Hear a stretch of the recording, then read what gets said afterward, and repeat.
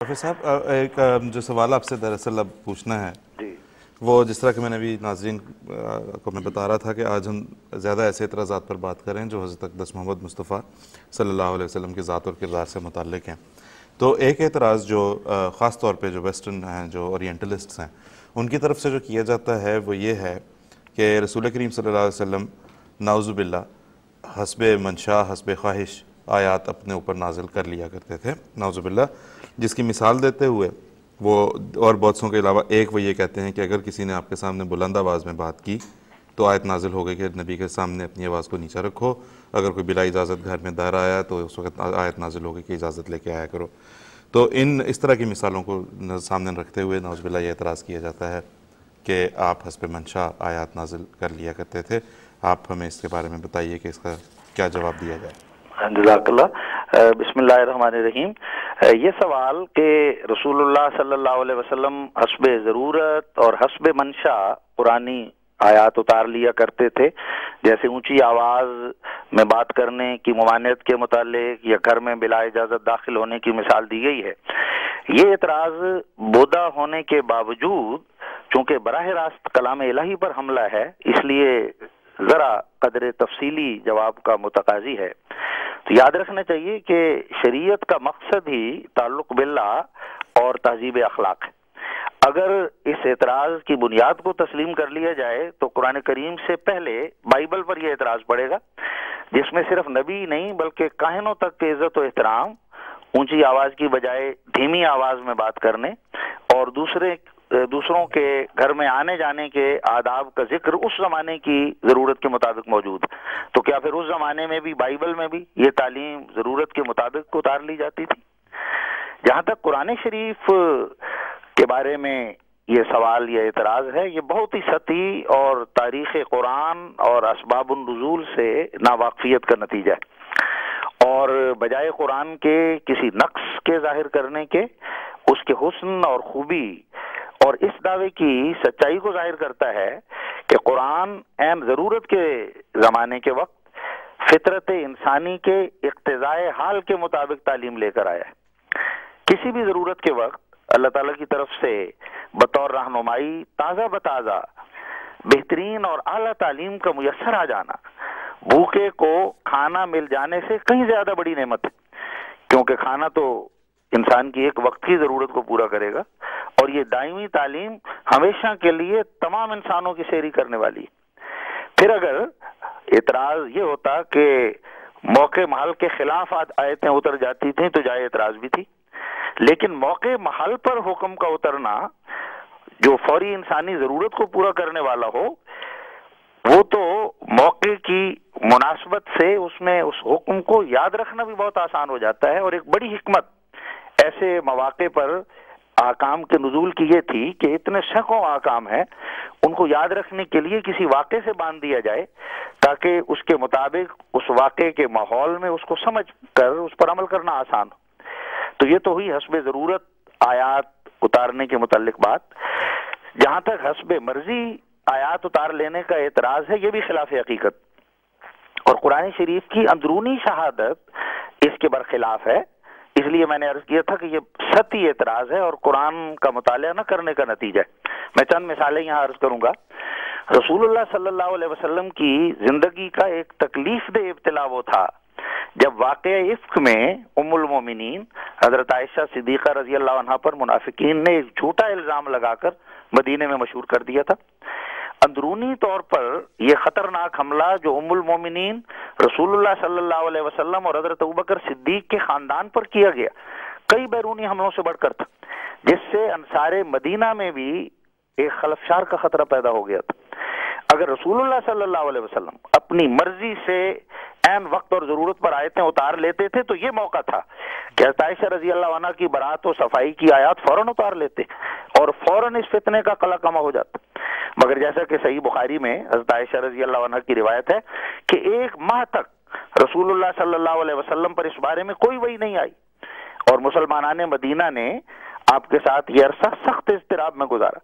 یہاں تک کہ ایک مہینہ گزر جانے کے بعد سورہ نور کی آیات میں حضرت عائشہ صدیقہ رضی اللہ عنہ کی برات کا اعلان ہوا۔ حسب مرضی آیات اتار لینے کے خلاف دوسری مثال قرآن کریم سے ایسے واقعات اور آیات کی دی جا سکتی ہے جن میں بظاہر رسول اللہ صلی اللہ علیہ وسلم کی مرضی کے خلاف وحی الہی اتری ہے۔ مثلا سردار منافقین عبداللہ بن ابی کے جنازے کے بارے میں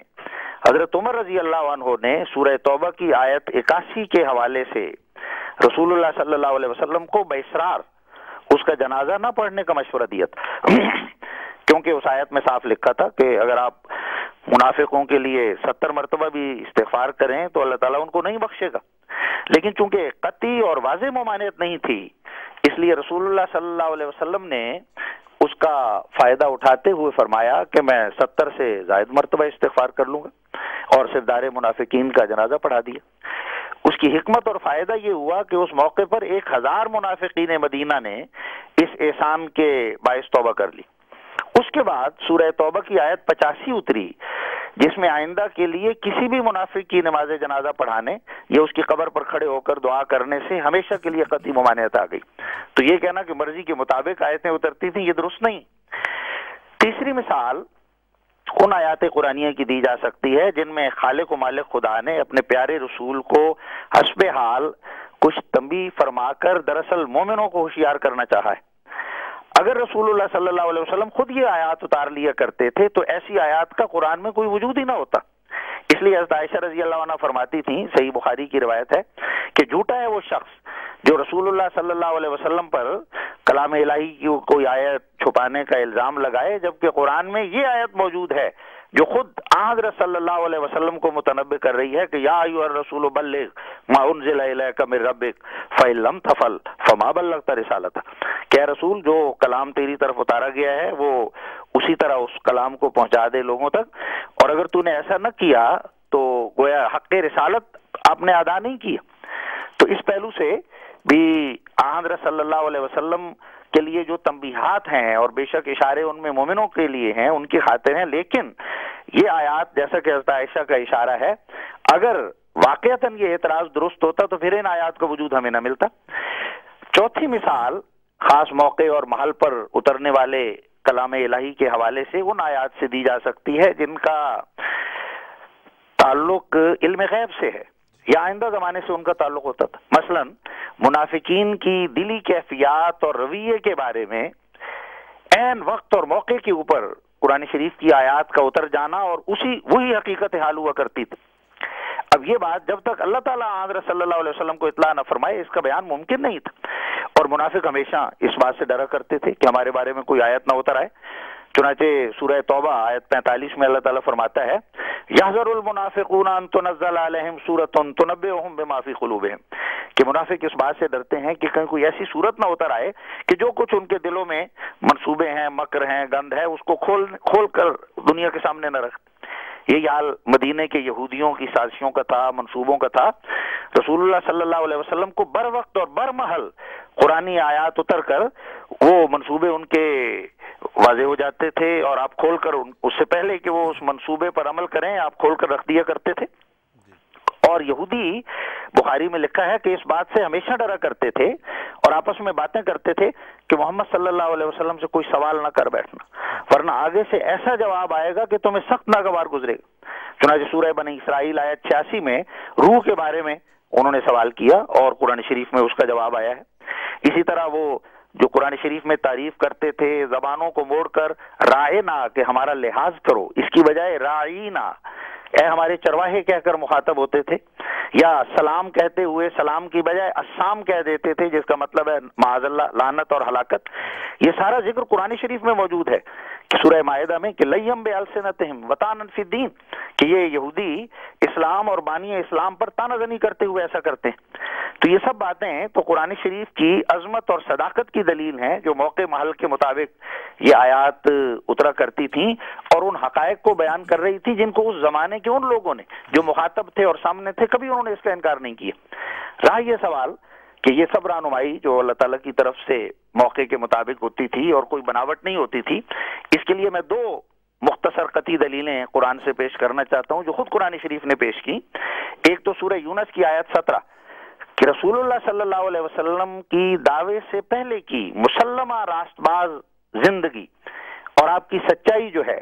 وہ اس بات پر گواہ ہے کہ آپ جو کلام پیش کر رہے ہیں وہ خدا کی طرف سے سچا کلام ہے، کیونکہ خود قریش مکہ نے بھی اس کی گواہی دی صفا کی پہاڑی پر کہ ہمارا تجربہ آپ سے سوائے سچائی کے کچھ نہیں۔ یہی گواہی ابو سفیان نے ہرقل شاہ روم کے دربار میں اس وقت دی جب اس نے پوچھا کہ کیا محمد صلی اللہ علیہ وسلم نے کبھی جھوٹ بھی بولا ہے؟ اس نے کہا نہیں، جھوٹ تو کبھی نہیں بولا۔ تو شاہ روم نے کہا کہ جو شخص انسانوں کے ساتھ جھوٹ نہیں بولتا وہ خدا تعالیٰ پر کبھی جھوٹ نہیں باندھ سکتا۔ اسی حوالے سے اس زمانے کے دور حاضر کے مستشرقین نے اس حقیقت کو مانا اور تسلیم کیا ہے۔ چنانچہ ڈیون پورٹ لکھتا ہے کہ محمد صلی اللہ علیہ وسلم کی صداقت کی بہت بڑی دلیل یہ ہے کہ آپ پر ایمان لانے والے ابتدائی لوگوں میں آپ کے قریبی دوست گھریلو تعلقات والے افراد تھے جن کا آپ کی ذاتی زندگی سے قریبی واسطہ تھا،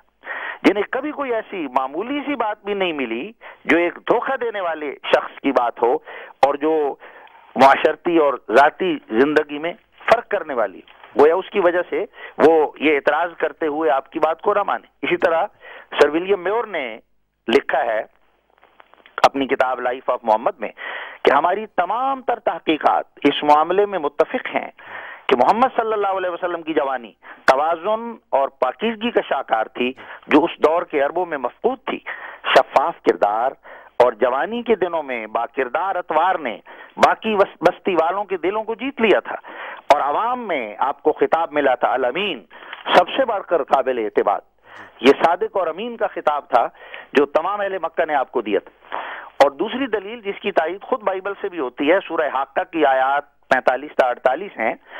جن میں یہ ذکر ہے کہ جھوٹا نبی قتل ہوتا ہے اور اس کے اس بد انجام سے اسے کوئی دنیا کی طاقت بچا نہیں سکتی۔ تو رسول اللہ صلی اللہ علیہ وسلم کی دعوی الہام کے بعد 23 سالہ بامراد زندگی آپ اور آپ کے کلام کی صداقت کی گواہ ہے۔ اب آخر میں مختصراً ان متعلقہ آیات جن کا مترز نے حوالہ دیا ہے ان کے شان نزول کی وضاحت مناسب معلوم ہوتی ہے، جس سے قرآنی وحی کی اثر انگیزی اور عظمت شان کا پتہ چلتا ہے۔ روایات کے مطابق یہ آواز اونچی نہ کرنے والی جو شان نزول والی آیت ہے، اس کے حکم کا نزول ہے، وہ ایک وفد کی آمد کے موقع پر ان کے سردار کے مقرر کرنے کے معاملے میں اس وقت ہوا جب حضرت عمر اور حضرت ابوبکر رضی اللہ عنہ میں اختلاف رائے ہوا اور ان کی آوازیں رسول اللہ صلی اللہ علیہ وسلم کی موجودگی میں کچھ بلند ہو گئیں۔ ان آیات کے نزول کے ذریعے جو ادب مسلمانوں کو سکھایا گیا اس کا نتیجہ تھا کہ حضرت عمر جو تباً بلند آواز کے تھے اس کے بعد اتنی دھیمی آواز میں بولتے تھے، اپنی اس طبی عادت کو چھوڑ کر، جو بہت مشکل ہوتا ہے کہ ان سے پوچھنا پڑتا تھا کہ عمر ذرا اونچی آواز میں بات کریں، آپ نے کیا کہا، آپ کی یہ بات سمجھ نہیں آئی۔ تو یہ خدائی تعلیم کا ہی معجزہ ہو سکتا ہے، کسی بناوٹ سے یہ بات نہیں بن سکتی۔ دوسری مثال بلا اجازت گھر میں داخلے والی سورہ احزاب کی آیت کا ذکر ہے۔ اس کا شان نزول پردے کے حکم سے تعلق رکھتا ہے۔ حضرت زینب رضی اللہ عنہ کی شادی کے موقع پر حضرت زینب کے ہی کمرے میں جب وہ پشت کر کے دیوار کی طرف رخ کر کے بیٹھی تھیں اور اسی کمرے میں دعوت ولیمہ کا انتظام تھا، 10 کی ٹولی آتی تھی، کھانا کھا کے چلی جاتی تھی، جو آخری ٹولی تھی وہ بیٹھی رہی۔ اب رسول اللہ کی زوجہ مطہرہ وہاں تشریف فرما ہے، رات ہو چکی ہے، رسول اللہ نے اپنے کمرے میں آنا ہے اور جب تشریف لاتے تھے تو وہ لوگ گپ شپ کر رہے ہوتے تھے، اٹھ نہیں رہے ہوتے تھے۔ رسول اللہ گئے، ازواج کو مل کر واپس آئے، پھر بھی وہ بیٹھے ہوئے تھے۔ اب یہ وہ موقع تھا جس پر وہ آیات اتری کہ رسول تو حیا کرتا ہے